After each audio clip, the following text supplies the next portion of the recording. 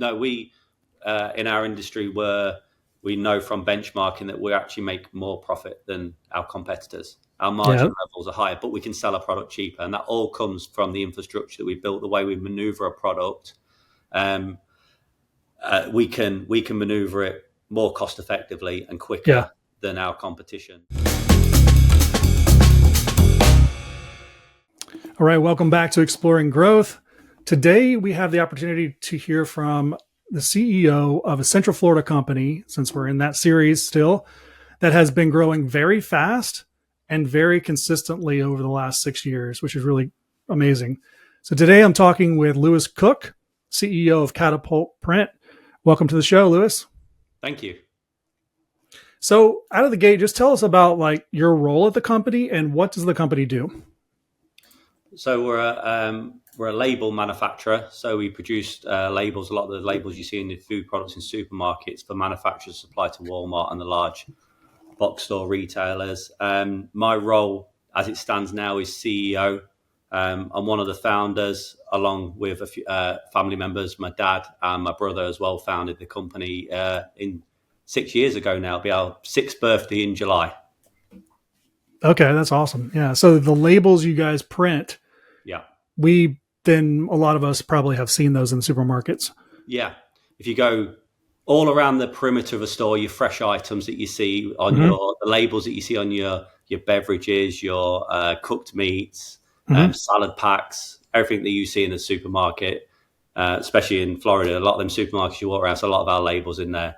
So for instance, we sold, I think this year to date, we've sold 3 billion labels. Wow. So it's large volume.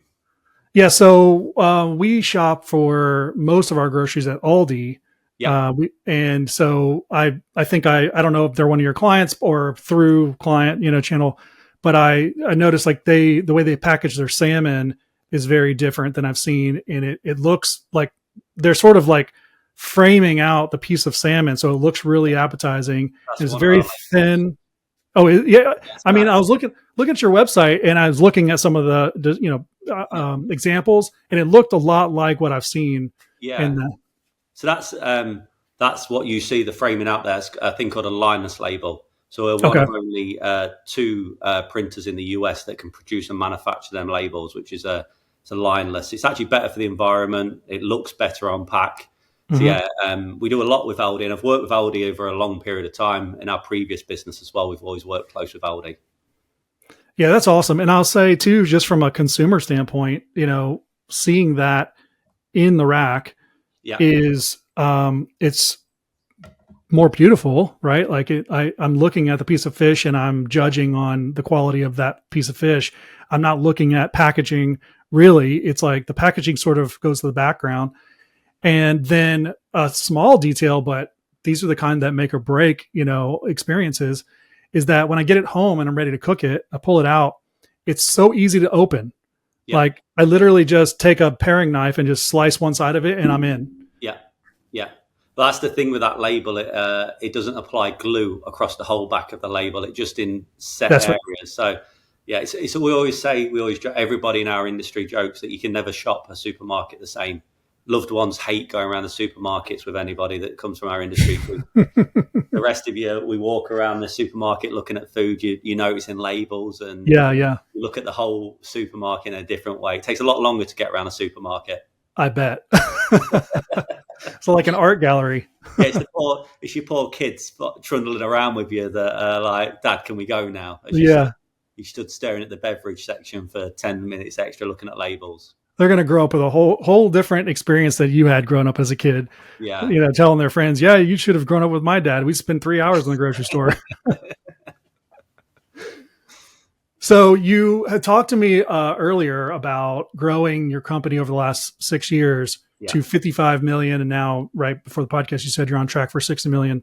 Yeah. That's very impressive over 6 years. And congrats, by the way.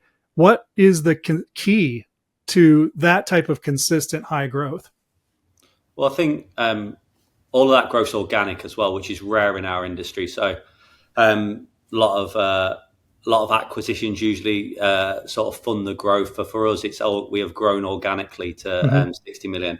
the key for us is a couple of things. Obviously, my father, my dad comes from a print background, so he worked his way up from a shop floor in a printers all the way to obviously now where we're at with ourselves. So, but what he was a salesman. He loves the customer, and he loves building the product sales. So I think one of the most fundamental things that's special about Catapult is that we're customer first always. So, and we came to market trying to deliver a better product for customer and revolutionize how we deliver our product to them and change the industry in the US. So that's a big reason for our growth. I think the ability, we decided to do a startup. We did look at buying businesses, but when we looked at purchasing them, we looked at businesses that we went, what are we buying here? We're buying everything that we don't want to be. Yeah. So we took the mad decision, I would say, in our industry of doing a startup, because it's very costly in manufacturing to do a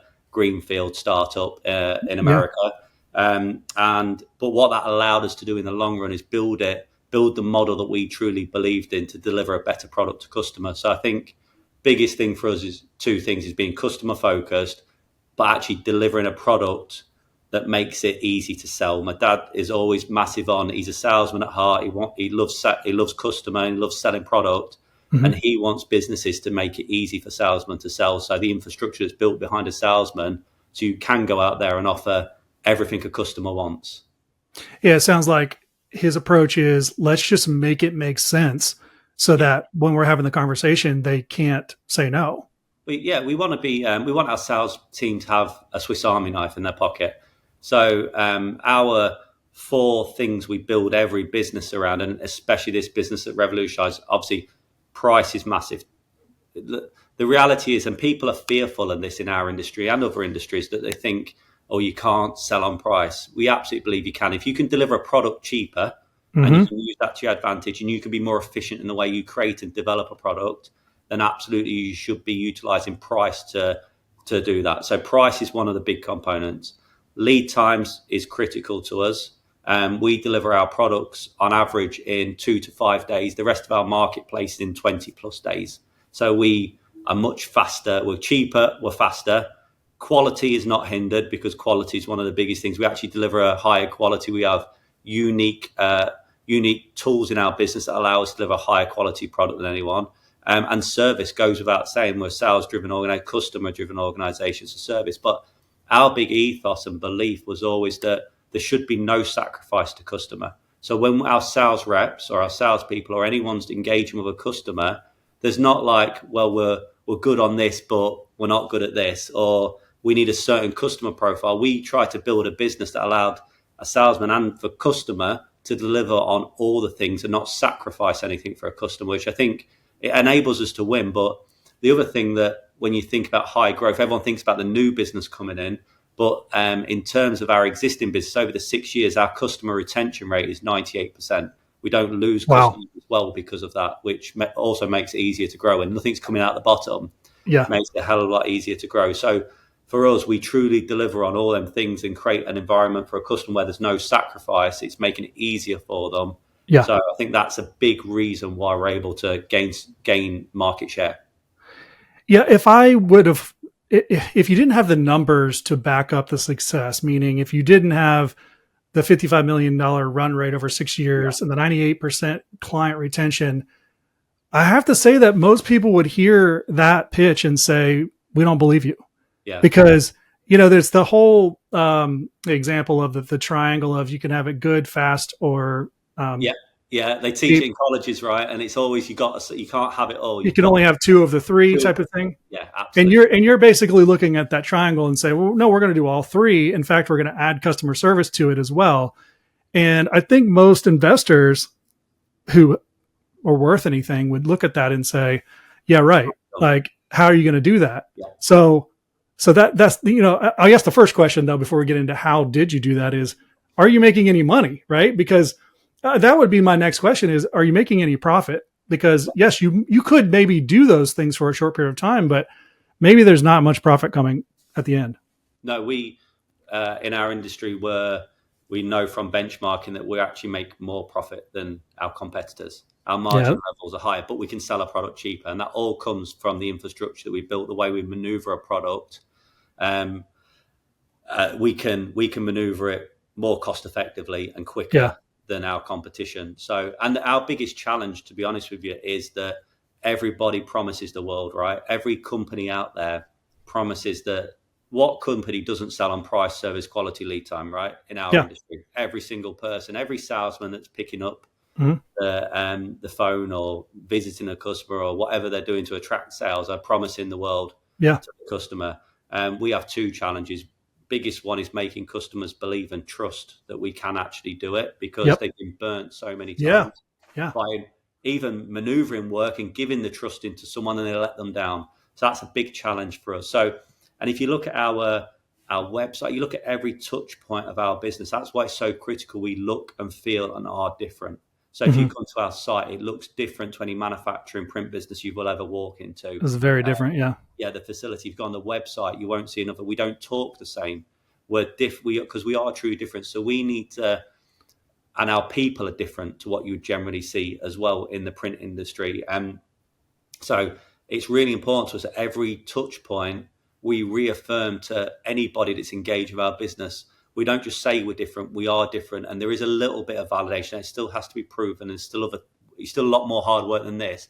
But that's why our branding and all the things are so critical to us, to give that customer a feeling of, well, they look different, they're saying they're different, there might be Yeah. something here to investigate further. Okay. So then that begs the question of how do you convince them? How do you convince them to go to the very next step where they in their mind are probably thinking this is just going to be another one of the, they're saying they can do this, but they can't. Yeah, I think that's, again, like I say, that is the hardest thing to do. Yeah. I think we have a unique and very honest style as a business. So I Okay. think we do generate opportunity by being very transparent and honest with customers. And we do work hard to prove ourselves. So a lot of other businesses are they go in there and sell in a way that it's on their terms. Mm-hmm. And if you want a trial, you're going to pay for it. And we're very sales orientated. So we're willing to invest in customers to be able to prove ourselves. We're not going into customers saying we need this amount of work. All we ask for most customers is one opportunity, because Mm-hmm. we know we can deliver on what we're promising. That's right. We just need the opportunity. And so I think what enables us to do it is get more opportunities. We're willing to prove ourselves Mm-hmm. and give us an opportunity, and we'll deliver for you. And then that's happened in most places. And most of our customers now, we have that were sole suppliers for. Even customers that always had strategies in place where there needs to be dual suppliers, just because we deliver such a better product than our competition. So for us, it is just being authentic and really working with that customer to build trust right from the initial conversation all the way through the trials we do, Mm-hmm. from the engagement. And like I say, every touch point, they're seeing a difference to Mm-hmm. how they felt with different people, the teams we have in place as well. We don't just have a salesman that just works there. We have a commercial team, we have an account management team, we have an infrastructure that gets involved and works with the customer to make sure they're delivered for on every aspect. So I think even in them early conversations, we're given a feeling, because it's the truth, that it feels different. It's not just Yeah. someone saying the same thing, they look the same, they're acting the same. Why should I believe this? I think customers very early on start to feel, no, something does feel different here. And Mm-hmm. obviously our growth and the amount of customers that we win all the time, other big clients, I think that also plays a part in building trust. It's like anything. I always find things like the Celsius brand interesting. It's been around 18 years. Right, it's been around a long time, Yeah. but now it's everywhere. But it's interesting, isn't it, when other people are doing it and you're getting a lot of traction in growth, there is an element of human nature that goes, well, there must be something there, because if all these customers are going there, or like you see all the On trainers or the Owen trainers or the Celsius brands, consumers start to go, well, it must be good because I'm seeing it everywhere. So I think that also helps as well with our growth story now. Mm-hmm.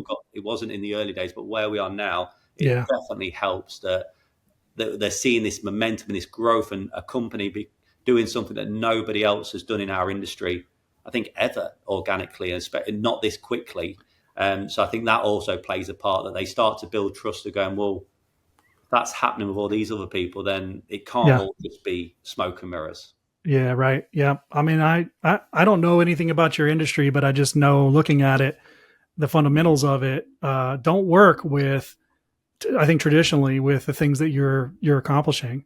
You No. know, they just don't. So having a player that can come in and really, hate to throw the word around, but disrupt that industry, that is going to play in your favor. Well, disruptive is the most commonly used word. We're here to disrupt. We're here. We call it redefining print. We came to change the market. We didn't Mhm. just come. And I think it's important to us. Was every month, every year, we're trying to further disrupt. We're trying to find new ways to take ourselves further away from the competition. And for me, my dad always believed in and always taught us, and in previous industries and business we've been in, I think so many people think you have to find a niche market, or like we've always felt the opposite. You can go into a crowded marketplace, but if you create a better product that's easy to sell, you can grow basically. So I think a lot of people try and find this niche or this nook and are scared of these big crowded markets. We actually Yeah. like the big crowded markets because if you can deliver a product better, you can get a lot of traction. So we have a lot of CEOs listening to this podcast, and I think that they would get a lot of value from hearing another CEO at this stage of growth talking about how you're doing these things, right? So we could just pick one of them. If it's price, right? If you're in a noisy market that is largely based on price, how do you compete on price, but also have these other things? Yeah. Well, I think it's the model. I think all of them four things that I talked about do come back to our model that we built that is unique. The way we maneuver a product is different to anyone else. We are heavily automation plays a massive part. Systems and data play incredible amounts of part of our business, enabling us to do that, and that allows us to maneuver a product. Now, it's really hard to give contextual examples in such a different industry, right? But if you think about Mhm. versus our competition, it will take them multiple days to maneuver a product, and often through manual paperwork, moving Mhm. around their infrastructure, their business. Um, for us, it takes them days to move it to their manufacturing facility or their print part of their business. For us, it can be there within an hour. It Mhm. is automation takes over and can maneuver a product for our business very streamlined, very efficiently to our presses, our print manufacturing part of our business. The other thing we do, as well as systems and automation, is we've invested heavily in commercial department. We have a lot of analytical analysts that are looking at every order and figuring out the most effective way to produce that order. These things are lots of little touch points are happening very fast within the first 12 hours an order comes in between the analytical team and the data, the automation systems and the way that product's being maneuvered to the production facility. We also have invested a hell of a lot into the latest technology in every component of our business. We always talk about our particular industry, and it's sort of got left at the tech boom. If I'm honest with you, Mhm. like Mhm. if you go to a lot of other plants and facilities, they're running 30, 40-year-old machines, running them into the ground, and it's the opposite of what we are. We have invested heavily in the latest and greatest technology, um, and we've developed ways like our Print Plus model that we slightly create a product slightly differently. So what our commercial team do with our production, you usually print one SKU, one item at a time. So if you're, for instance, for orange juice, you print, there's vitamin C, it's an added vitamin C, there's calcium free, there's like multiple versions of the same orange juice. Mhm. Most traditional printers will print one SKU at a time, which is, but then when you finish that, it takes a lot to prep a press to run the next job in our type of manufacturing. What we can do with our commercial teams and the way we've set up our business and the technology we have in place, we can produce all them SKUs at once across the web. So we can basically operationally leverage and produce far more, far quicker than any of our competition because just in make ready alone, they would be just making ready all day in the amount of jobs that we run sometimes in one shift. So we can produce much more in an operation leverage our business. And we've looked at acquisitions and we've looked at businesses. And every time we look at an acquisition, we looked at one recently, it's another $50 million printer in our world. Um, they had double the amount of equipment, machines, and they had double the amount of people in their infrastructure. And the reason we can make more money is because of that streamlined process and technology. we basically can operationally leverage for our customers more, so we can produce more off less than anybody else in the market. And it's really as simple as that. That's amazing. Yeah, it sounds like you came into an analog business, made it digital, and then compressed everything so that it was hyper efficient. That's it. Yeah. Well, I mean, the UK, I always say about the US market, its greatest asset is its biggest flaw as well. So the size, the vastness. Mm-hmm. What that creates is an abundance of opportunity, but also on the flip side of that, it creates very much an ability to be lazy in some ways, to not need to innovate or develop a product that's more efficient. Because in our last world, we worked with retailers in the UK. There's food retailers, Aldi being one. There's 5 main food retailers in the UK. There's Aldi, there's Tesco, there's Asda, there's 5. Yeah. America, there's a lot more than 5. There's a lot more than 5. We was a design business that had 2 of the 5. Now, we had to work damn hard every year, because if we lost one of them, there wasn't 100 other to go, well, it doesn't matter, we'll just take another. So we had to push ourselves to be more neurotic as a business, to go, we need to make sure that we're delivering the best product. We need to drive cost? Anything we can do to make sure we're ahead of it. We could never be lazy and go. Interesting. I think we came to the US market and still have it in us with this neurotic mentality, because you're used to having not an abundance of opportunity. There isn't millions of customers out there to choose between. So when you've got one, you've got to look after it, and you've got to find a way to keep it. So that's interesting. Like automation, you had to do automation because you couldn't keep your customer, because somebody else would be knocking on their door that's done it.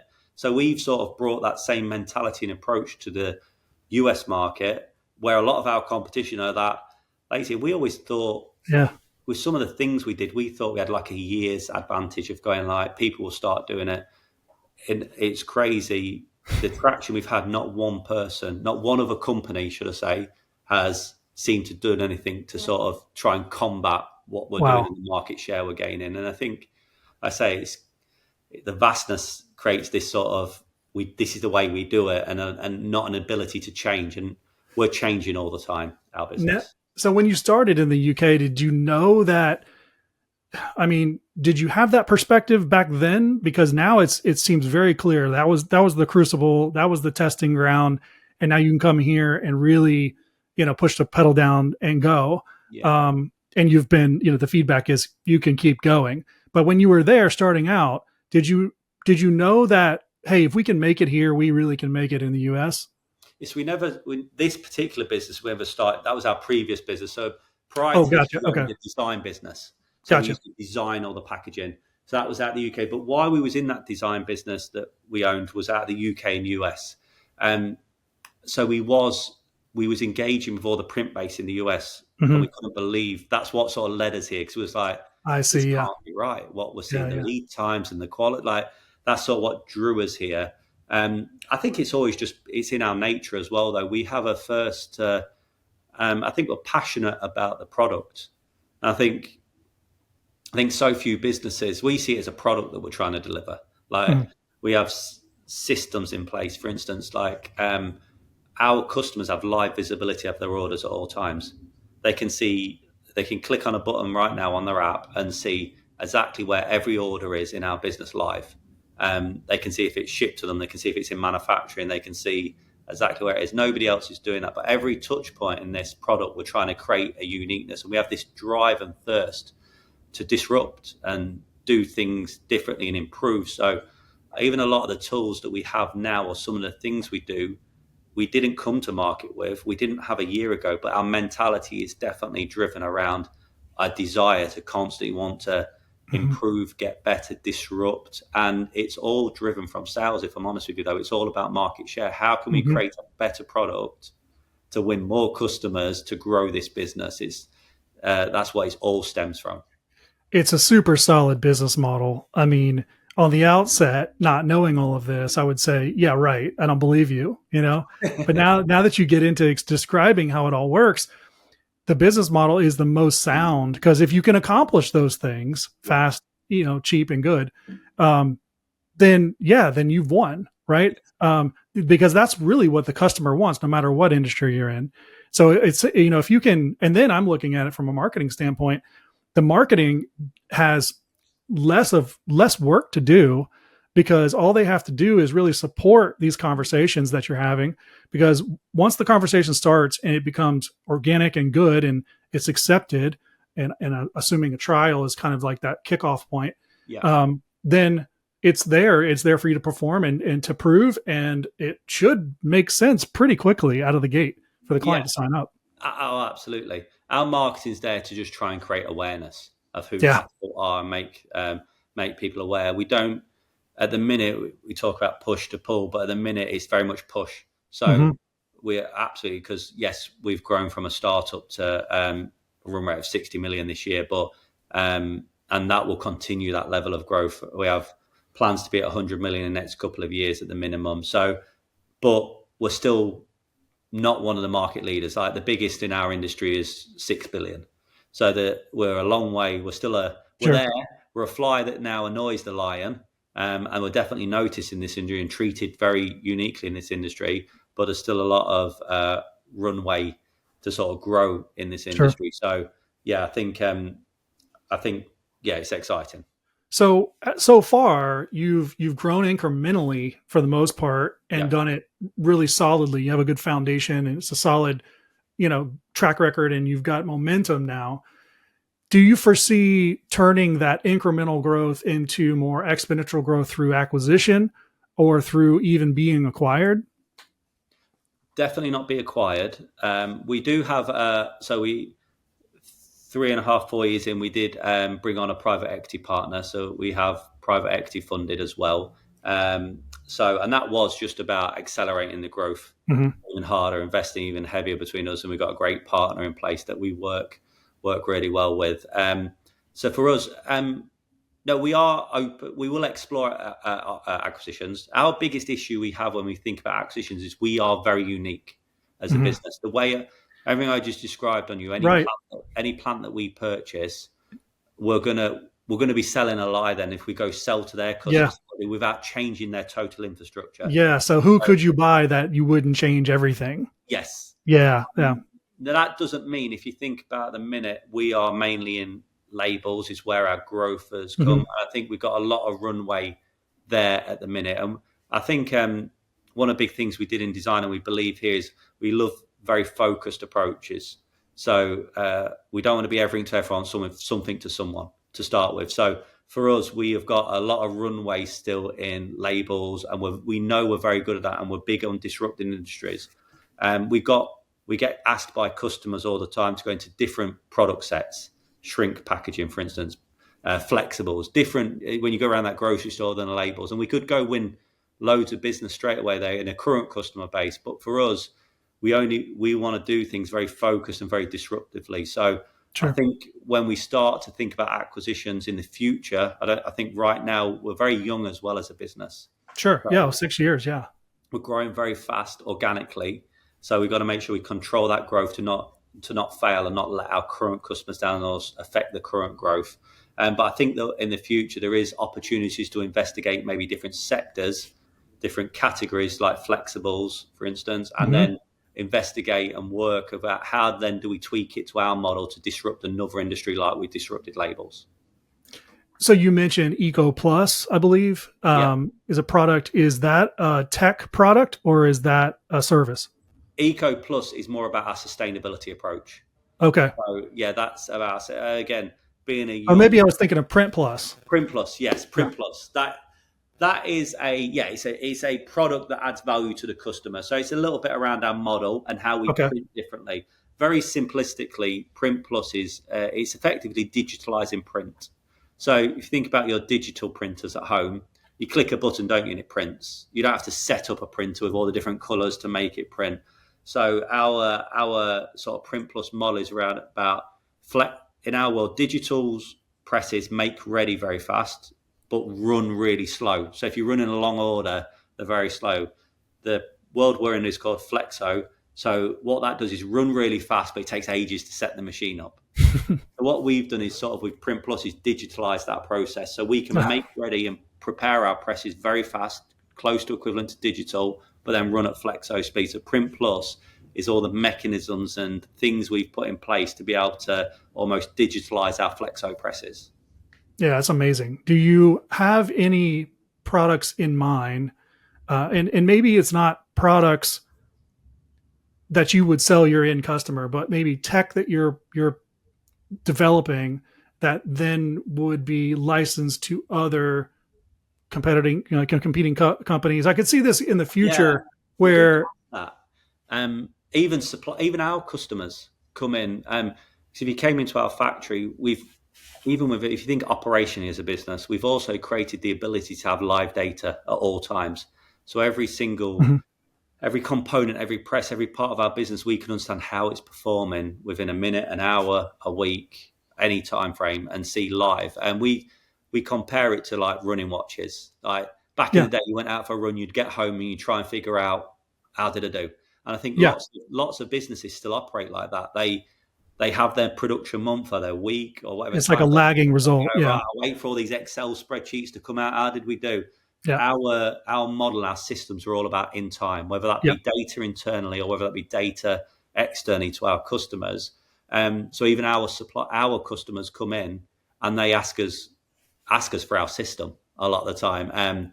The components because they're manufacturing businesses as well. I think there potentially could absolutely be, but like I said earlier, we're a very focused business, and we know we've got a lot of runway in our sector that we're doing right hmm now. So for us at this moment in time, it's very much around. You could see that absolutely in the future, and it's probably something that we should be investing. But at the same time, we're a young business that's scaling very fast already. If we diversify our energy into that world, we do run a yeah. risk of failing somewhere and going backwards. So on paper, it sounds like the right thing to do. hmm Even go into different categories like shrink or different sectors hmm with a current customer base that wants it. But we're just with the growth at levels we're already having in our current business. I think we're just being cautious to make sure we add the right components and diversify ourselves at the right time and allow our management team and our infrastructure to get a bit more mature and a bit more further on the journey before we diversify and spread ourselves too thin. Yeah, it sounds like you're doing all the right things, and these are all the at this stage now.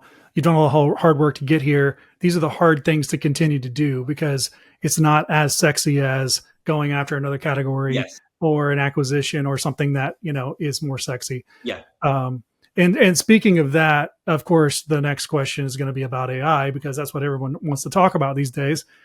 Have you looked at implementing AI in some of those systems and processes yet, or is it something that's on the horizon? Yeah, we've started to investigate.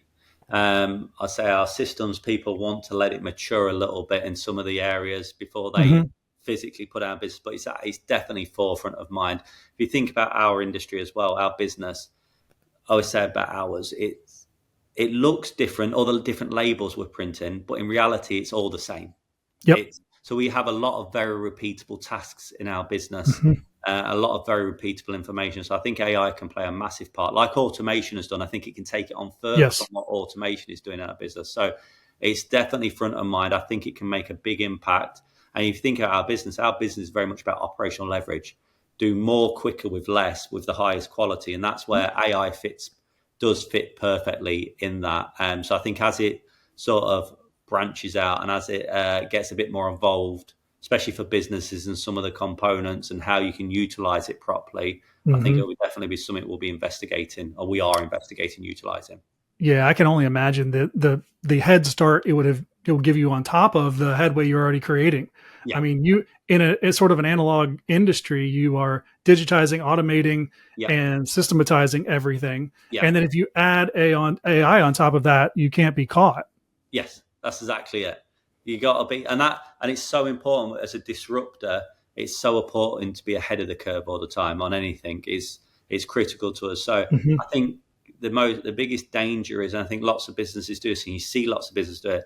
There's lots of businesses that burst onto the scene, and then I look at them now, and 30 years later, they're still doing the same thing that burst them onto the scene. Mm-hmm. And I think it's critical for Catapult that we don't ever rest on our laurels and believe that we're better than we are. There's always another mountain to climb. So for us, it's very much around, we call it day one thinking as well. So Mm-hmm. I know something that Amazon use, but it's big for us. It's like that same spirit and desire that we started the business with, and that desire to change and develop and evolve and disrupt an industry, we ensure that's in our feeling every day. So whether it's AI, whether it's anything, we're working hard every day to figure out how we can maneuver this product better, more cost effectively to take market share. That's such great wisdom, because I know I've seen it, and I see it in my business too. Being able to stay focused on what you're doing and not be pulled on all the other things, the shiny objects. It's the hardest thing, I think, for true entrepreneurs, people who, like you said, day one, you get after this idea. It's hard to not get after another idea that just shows up. Yeah, no, it definitely is. You have to pull yourself, and we have to pull ourselves back all the time and remind ourselves I think that's where vision and strategy and roadmaps for our business play a big part. We're very big on having our strategy laid out, and we have roadmaps of our plan and the steps we want to take. I think that allows us to stay on course and on track and not get distracted and start to deviate, because we're working towards a bigger picture all the time of when we're taking steps to it. I think if we didn't have that anchoring of where we're heading and what our goals are and our strategy to get there, then I think we would sort of be coming off course all the time. So I think we're very strategic as a business. We've always been. So I think that helps us. And these are all shiny things that we will go, but we know the timing will still be there. We know we've got, I don't want to say time in that way, but I know we've got time to, we've got a lot of runway still to still have time to disrupt what we're doing, deliver on what we're doing, and then branch out at the right times and go disrupt other industries or other categories in our industry. For sure. And you are giving yourself the margin to do that. Yeah. Just investigating AI is a good example, where you're giving yourself, your team, the months and years of, and actually capital to sit and investigate these things more thoroughly, where you're not doing them last minute to compete. No. And I think we're still shaping our model, our product. So it's like we're still developing that. We're still enhancing that, like you say, AI in that. So that model is shaping out, because it sort of becomes like a franchise, not a true franchise model, but our model is sort of franchise, the way we maneuver a product, the automations, the systems. It's very repeatable. So I think for us, we're not there with shaping our perfect model yet in the sector we're in. I think that getting that right first before we launch into other platforms will only help us be stronger when we do launch into another platform to go attack, because we'll have our foundations underneath us even better at that point. Yeah, so smart. Hey, this conversation's been amazing, and as I knew it would. And congrats on all the success. I can only see it just continue to burn, as you're going.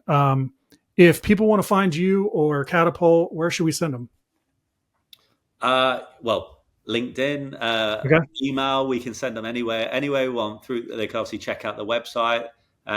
They can reach out to me directly as well if they want to ask any questions. We can share that information. So either LinkedIn through my profile, or we can give you contact information to reach out. It's perfect. Thanks again for being on the show. I love the conversation, and congrats again on all the success. Appreciate it. Thank you so much.